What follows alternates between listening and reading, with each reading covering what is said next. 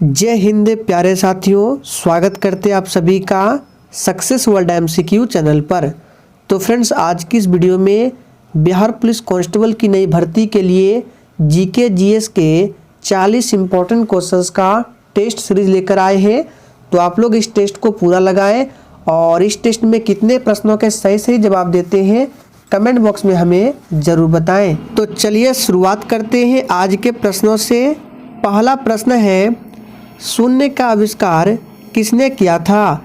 और दोस्तों, अगर आप लोगों को इन सेट में किसी भी प्रश्न का आंसर आता है तो आप लोगों को लाइव चैट का ऑप्शन मिलता है। प्रत्येक स्टूडेंट को लाइव चैट में आंसर देते जाना है। तो पहले प्रश्न का आंसर जो भी बच्चे आर्यभट्ट को दिए हैं बिल्कुल सही जवाब है। शून्य का आविष्कार आर्यभट्ट के द्वारा किया गया था।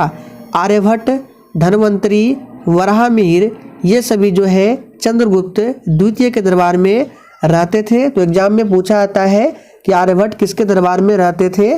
तो चंद्रगुप्त द्वितीय के दरबार में। दूसरा प्रश्न है, चरक किसके दरबार में रहते थे?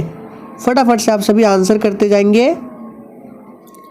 तो चरक जो है ये कुषाण वंश के शासक कनिष्क के दरबार में रहते थे। डी ऑप्शन जो भी बच्चे दिए हैं बिल्कुल सही जवाब है। समुद्रगुप्त को भारत का नेपोलियन कहा जाता है और हरिसेन जो है ये समुद्रगुप्त के दरबारी कवि थे।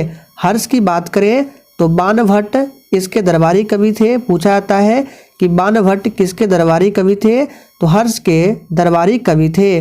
बाणभट्ट की प्रमुख रचनाएं हैं कादम्बरी, लिख लीजिए आप लोग भी।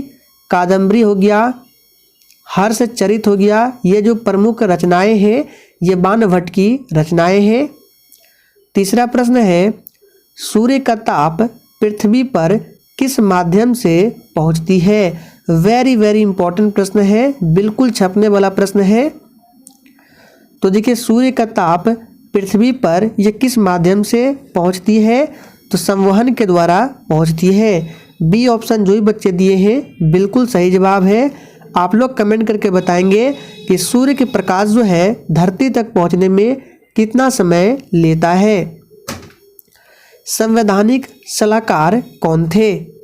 फटाफट से आंसर करते जाएंगे। संविधान सभा के संवैधानिक सलाहकार कौन थे? तो चौथे का आंसर जो भी बच्चे BN राव को दिए हैं बिल्कुल सही जवाब है। डॉक्टर भीमराव अंबेडकर प्रारूप समिति के अध्यक्ष थे, जिसको ड्राफ्टिंग कमेटी बोला जाता है। सरदार पटेल को लौह पुरुष की उपाधि दी गई है। सरदार पटेल को सरदार की उपाधि किसने दिया था? तो बारदोली की महिलाओं ने। बारदोली सत्याग्रह 1928 में हुआ था। आगे देखिए, संयुक्त राष्ट्र संघ के महासचिव की नियुक्ति महासभा के द्वारा किसकी सिफारिश पर की जाती है? और देखिए दोस्तों, क्वेश्चंस के साथ जो जितने भी एक्स्ट्रा फैक्ट बताते हैं उसको ध्यान से सुनिए, आपका रिवीजन होता है। और एक्स्ट्रा फैक्ट से भी बहुत सारे प्रश्न एग्जाम में डायरेक्ट छपते हैं, तो ध्यान रखें। तो पांचवें प्रश्न का आंसर है बी ऑप्शन, सुरक्षा परिषद। आगे देखिए, कैबिनेट मिशन भारत कब आया था? तो कैबिनेट मिशन की बात करें, ये भारत कब आया था? तो आप सभी जानते हैं 1946 में भारत आया था। कैबिनेट मिशन प्लान में 3 सदस्य थे और कैबिनेट मिशन के अध्यक्ष कौन थे? Pethick Lawrence. यहाँ पे लिख दिए हैं, पैथिक लॉरेंस कैबिनेट मिशन के अध्यक्ष थे। हमने इसके लिए आपको एक ट्रिक बताया था, आपको ध्यान रखना है पास। कैबिनेट मिशन प्लान जो है ये भारत के लिए, संविधान सभा के लिए क्या था? एक तरह से पास कर सकते हैं। तो P से पैथिक लॉरेंस, A से AV अलेक्जेंडर और S से स्टेफोर्ड क्रिस्प। तो ये 3 व्यक्ति कैबिनेट मिशन में शामिल थे और इसके अध्यक्ष कौन थे? P यानी पैथिक लॉरेंस। आगे देखिए, बाबर की इच्छा के अनुसार उन्हें कहाँ पर दफनाया गया और उनका कब्र कहाँ पर है? तो हमने आपको याद कीजिए बताया था प्रैक्टिस सेट में कि बाबर का मकबरा कहाँ है? काबुल में है। अकबर का पूछे तो सिकंदरा में है। आप लोग कमेंट करके बताएंगे शेर शाह का मकबरा कहाँ है। देखते हैं कितने बच्चे कर पाते हैं। हमने इस प्रश्न को भी बताया है। विटामिन C की कमी से कौन सा रोग होता है? तो देखिए 8वें प्रश्न का है स्कर्वी। विटामिन सी की कमी से कौन सा रोग होता है? स्कर्वी होता है। रिकेट्स विटामिन डी की कमी से होता है। मुस्लिम लीग की स्थापना कब की गई थी? वेरी वेरी इंपॉर्टेंट प्रश्न है। इन सभी प्रश्नों को आप लोग ध्यान रखें और देखिए आप लोग डेली क्लास को अटेंड करें। ये क्लास आपको डेली रात 8:30 बजे लाइव चैट के साथ मिलते हैं, इसलिए आप सभी लाइव चैट में जरूर आएँ। तो मुस्लिम लीग की स्थापना कब होती है? सही जवाब है 1906 में। बंगाल का विभाजन 1905 में। नौरोज त्यौहार को भारत में किस सुल्तान के द्वारा लागू किया गया था? सभी प्रश्न बिल्कुल टॉप लेवल का प्रश्न है। तो 10वें प्रश्न का आंसर है बलबन के द्वारा। ध्यान रखना है, बलबन के द्वारा। भारत का प्रथम वायसराय कौन था? तो 11वें प्रश्न का आंसर जो ये बच्चे कैनिंग को दिए हैं, लॉर्ड कैनिंग भारत का प्रथम वायसराय था। ध्यान रखना है। काले वन जिसको ब्लैक फॉरेस्ट बोला जाता है किस देश में है? तो 12वें प्रश्न का आंसर है ऑप्शन बी, जर्मनी में है। आगे देखिए, बाल गंगाधर तिलक ने अप्रैल 1916 में होम रूल लीग की स्थापना कहाँ पर किए थे? सबसे पहले ध्यान रखिएगा, होम रूल लीग की स्थापना कब होती है? 1916 में। और यहाँ पे देखिए नाम लिख दिया गया है साफ साफ, बाल गंगाधर तिलक। एनी बेसेंट रहता तो इसका आंसर कुछ और होता, लेकिन बाल गंगाधर तिलक बोले तो इन्होंने 1916 में होम रूल लीग की स्थापना पुणे में किया था। कहाँ पे किया था? पुणे में। और एनी बेसेंट ने कहाँ किया था? तो एनी बेसेंट ने मद्रास में किया था। दोनों को ध्यान रखें। चलिए आगे बढ़ते हैं। नमक सत्याग्रह भारत में कब शुरू हुआ? तो इस प्रश्न का सही आंसर जो ये बच्चे ऑप्शन सी को दिए हैं बिल्कुल सही जवाब है 1930 में। असहयोग आंदोलन 1 अगस्त 1920 में शुरू हुआ था और असहयोग आंदोलन को 1922 में वापस ले लिया गया था। किस कांड के कारण? तो चौरी चौरा कांड के कारण। गांधी जी से दक्षिण अफ्रीका मिलने कौन गए थे? वेरी वेरी इंपॉर्टेंट प्रश्न है, मार्क कर लेंगे। तो देखिए गांधी जी से दक्षिण अफ्रीका मिलने गए थे कौन? तो महात्मा गांधी के राजनीतिक गुरु गोपाल कृष्ण गोखले। सी ऑप्शन इस प्रश्न का बिल्कुल सही जवाब है। बाल गंगाधर तिलक को लोकमान्य की उपाधि दी गई है, ध्यान रखना है। आगे देखिए, अशुद्ध कपूर को किस विधि से शुद्ध किया जाता है?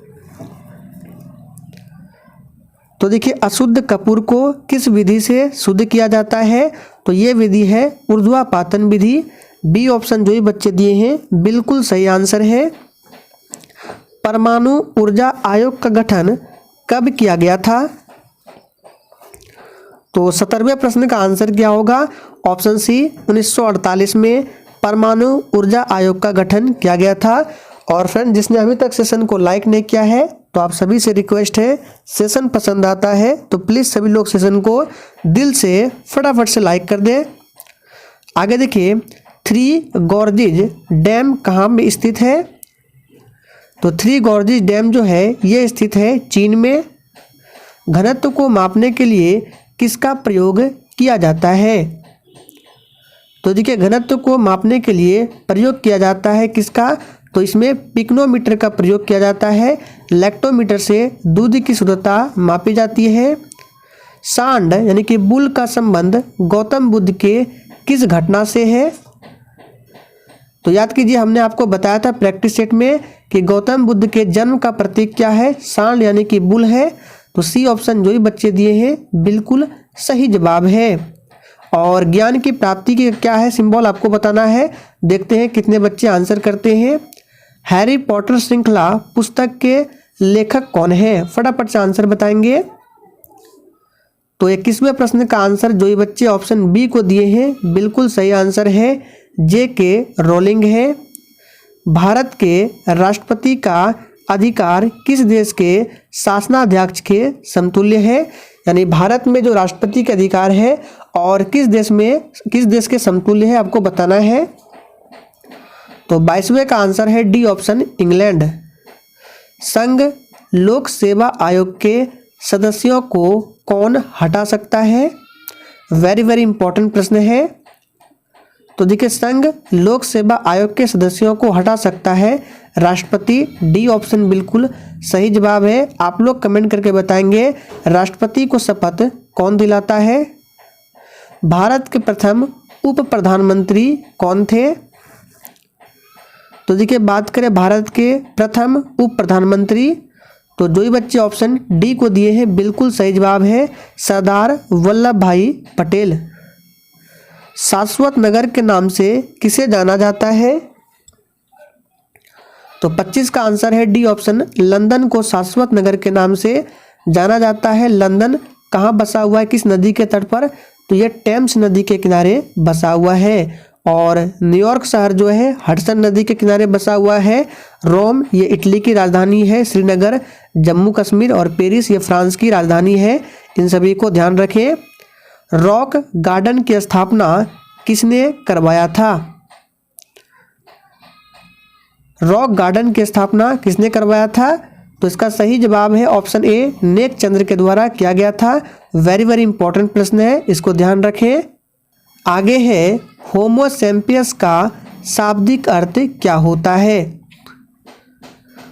तो 27 का आंसर जो ये बच्चे सी दिए हैं, ज्ञानी मनुष्य को होमो सैपियंस कहा जाता है। ग्रेशम का नियम किससे संबंधित है? तो ग्रेशम का जो नियम है ये संबंधित है मुद्रा के संचलन से। तो डी ऑप्शन इस प्रश्न का बिल्कुल सही आंसर है, मुद्रा के संचलन से ध्यान रखना है। द्वितीय विश्व युद्ध में धुरी राष्ट्र में कौन कौन से देश शामिल थे? तो देखिए इस प्रश्न को हमने कल के प्रैक्टिस सेट में किया था, जो बिहार मध्य से सिपाही का प्रैक्टिस सेट हुआ था रात 8 बजे, उसमें हमने इस प्रश्न को किया था कि धुरी राष्ट्र और मित्र राष्ट्र के बारे में आपको बताया था। तो धुरी राष्ट्र में कौन कौन से देश शामिल थे? तो याद कीजिए हमने आपको बताया था जर्मनी, इटली एवं जापान, ये 3 देश धुरी राष्ट्र में शामिल थे। तो इसका सही जवाब होगा बी ऑप्शन। आगे देखिए धातुएं सुचालक होती है क्योंकि, और देखिए इस प्रश्न को हमने वन लाइनर जीके जीएस में कवर किया था कि धातुएं सुचालक होती है क्योंकि। इसका कारण क्या था? तो इसका कारण था क्योंकि इसमें मुक्त इलेक्ट्रॉन होते हैं, इसलिए धातुएं सुचालक होती हैं। इसलिए आप सभी से बोलते हैं आप लोग एक भी क्लास को मिस ना करें। और अगर आप लोग नोट्स बनाना चाहते हैं तो आप लोग रात 9 बजे की क्लास को कर सकते हैं। वेरी वेरी इंपॉर्टेंट प्रश्नों को कराया जाता है। आप लोग बिहार पुलिस एग्जाम के लिए नोट्स तैयार कर सकते हैं अभी से। मार्बल संगमरमर का निर्माण किस चट्टान से हुआ है? इस प्रश्न को भी हमने वन लाइनर में किया है। तो इस प्रश्न का सही जवाब है बी ऑप्शन, चूना पत्थर। सूत्र पूछे संगमरमर का तो CaCO3 होता है, ध्यान रखना है, कैल्शियम कार्बोनेट। आगे देखिए एक साधारण सूक्ष्मदर्शी में किसका प्रयोग किया जाता है? तो एक साधारण सूक्ष्मदर्शी में प्रयोग किया जाता है किसका? तो इसका सही जवाब है गोलीय लेंस का प्रयोग किया जाता है।